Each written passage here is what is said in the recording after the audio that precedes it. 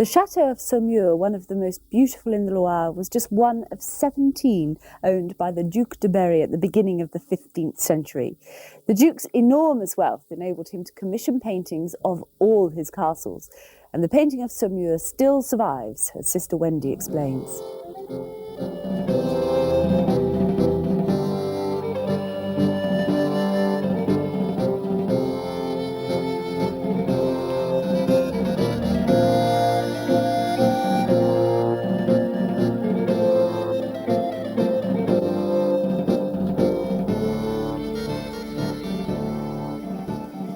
Turrets, battlements, a castle. We've come to the Middle Ages and the time of chivalry. Now the world is becoming smaller. Artists are travelling around and meeting one another. And we're beginning to have what's called, rather pompously, an international style.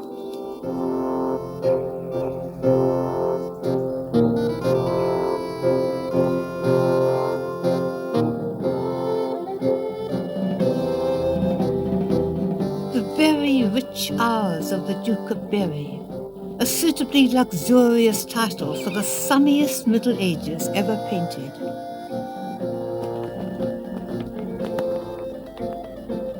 Gentry play, happy peasants toil.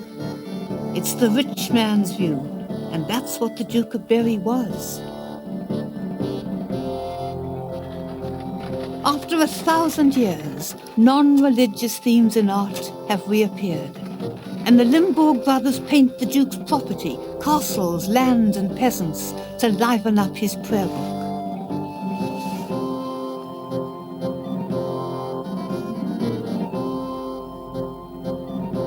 The only castle painted by the Limbourgs which survives today is Saumur in the Loire Valley.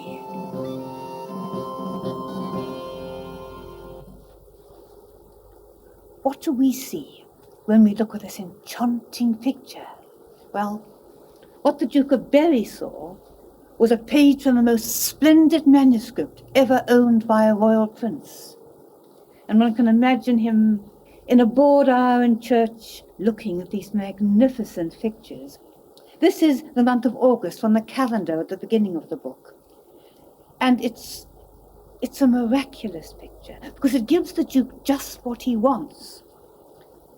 There's the castle, one of his 17 castles, all pearly and gleaming in the light. And here are the courtiers on their splendid horses, perhaps the Duke himself on that white horse, out hawking in all the glory of their attire. But because the Limburgs are great artists, they don't just give the Duke what he wants. They give what they actually saw. And they saw those fields and the river and the peasants swimming, mother naked, unembarrassed, frolicking in the water. So in the front, the courtiers, those living, apparently, the good life. This is August, remember, very hot. They're clothed to the neck in rich, tight clothes. I mean, look at the women's waists. They're on these horses following a game, right, hawking, but it's the rules of the game. And even those sort of canoodling in the back, there are rules for exchanging love looks. So it's a very constricted life, a life being looked at, whereas the peasants, they're free. They're happy.